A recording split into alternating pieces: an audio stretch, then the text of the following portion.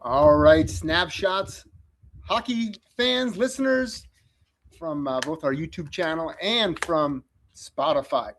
We're coming at you with a great episode today about practice planning. But first, we got to thank our sponsors, Mr. Lemon Stick Wax. Mr. Lemon Stick Wax provides great grip, tact, and feel for your hockey playing. It is American-made hand-poured wax, best in the business. Mr. Lemon Stick Wax, grip it and rip it. And also brought to you by the Fellowship of Christian Athletes. Join a huddle today.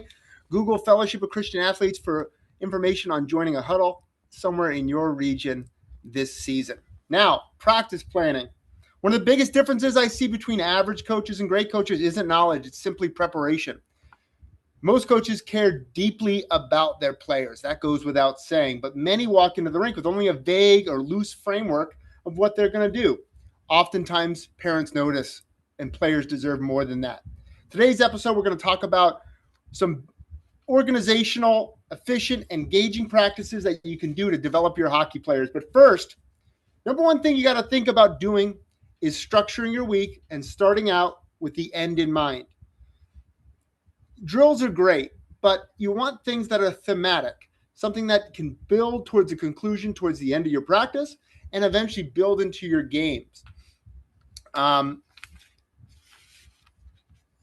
Build around those one or two themes for each of your practices based upon either your preseason preparation, you're planning for the season, or what you've noticed in game sampling.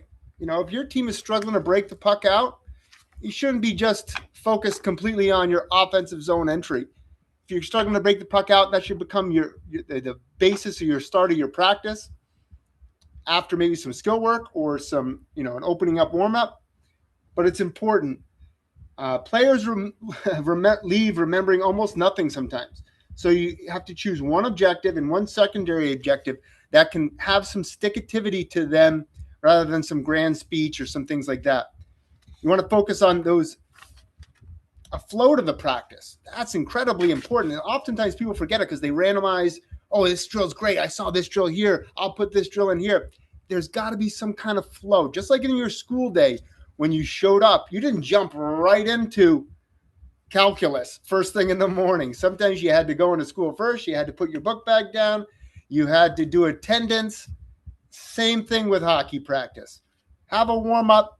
Maybe some skill-focused activity, maybe something that involves some decision-making, and then some team concepts. Once they get that conditioning and that warm-up element out of their system, then you can drill down into what we need to do in games. And then I always love to finish with fun and competitive practices.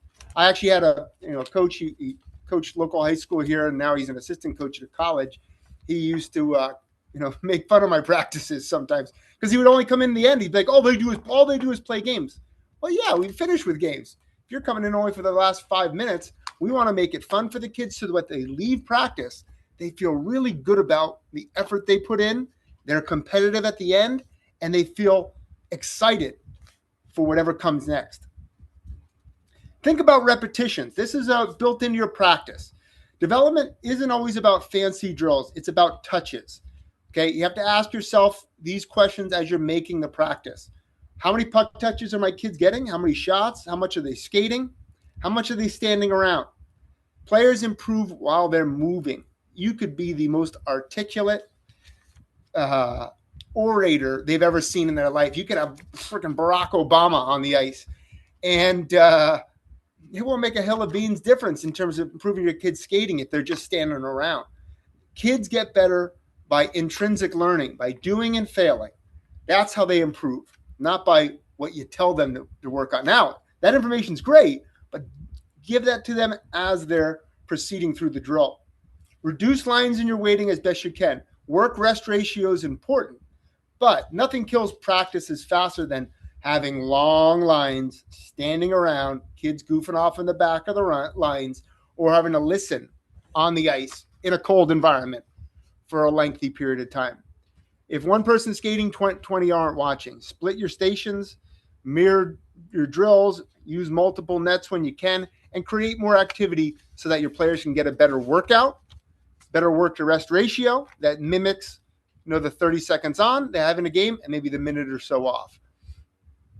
Coach less, observe more. Some coaches never stop talking, and it's like sometimes I watch these practices, and it's just like you can see players on the ice in the back of the lines tuning them out.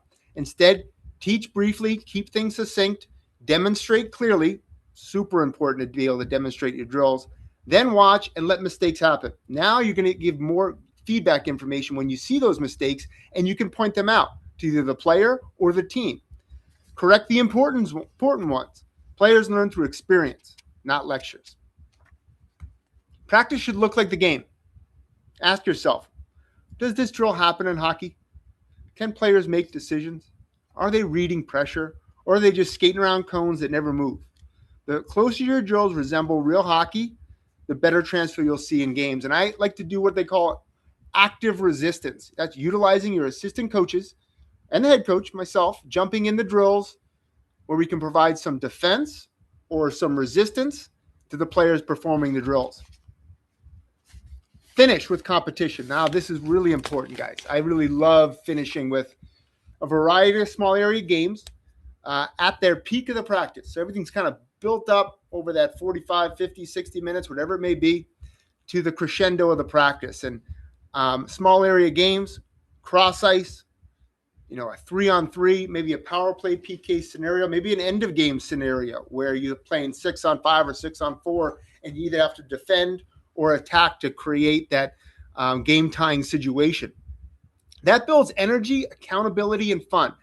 Energy is important. You want to have the team, feeling excited at the end of practice. Accountability is fun. If you just have every game with no winner, then what's the point of the game? So you want to have an accountability element, maybe where losing team picks up pucks. Don't do things that ostracize or single kids out. Maybe have them, they all do push-ups together. They do a lap, something like that. And then fun. You want them leaving on a high note. Kids leave wanting more. If the end of their practice is a bag skate and it just results in them gassed and not having fun at the practice, guess what? Newsflash. Kids aren't going to want to come back. That's just reality. Okay, final thoughts. The best practices aren't the most creative. They're the most intentional.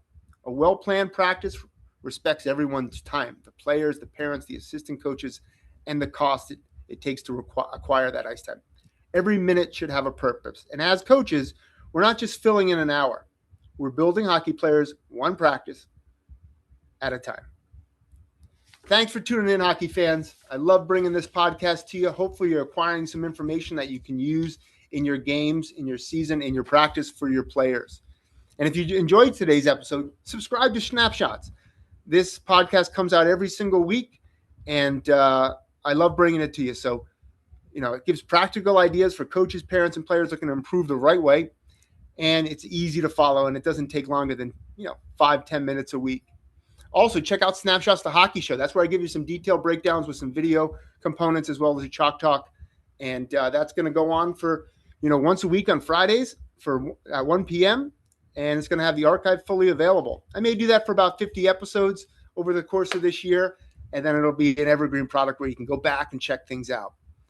And then if that's not enough for you, if you need more Coach Trimble, check out the Hockey Development Hub on Substack or explore AI Hockey Advisor, www.aihockeyadvisor.com. That's a subscription-based service, and it's a great tool, great tool to get feedback for your players, parents, coaches, and your organization. Until next time, remember, every great season is built one practice at a time. Thanks for tuning in.